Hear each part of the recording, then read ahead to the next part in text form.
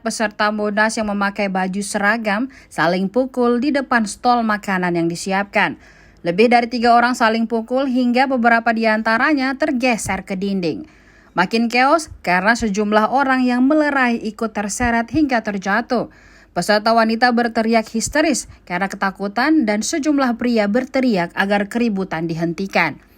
Tampak sejumlah orang protes hingga meringsek maju ke area panggung Monas. Salah seorang peserta yang diminta keterangan mengaku keributan dimulai karena protes dari salah satu tim calon ketua. Namun dia mengonfirmasi tidak ada yang luka parah dalam insiden tersebut, hanya benjol saja. Sebelumnya diinformasikan 1.000 orang lebih menghadiri Munas Himpunan Pengusaha Muda Indonesia atau HIPMI di Hotel Alila Solo pada 21 hingga 23 November 2022 mendatang. Munas kali ini mendapatkan dukungan dari Wali Kota Surakarta Gibran Rakabuming.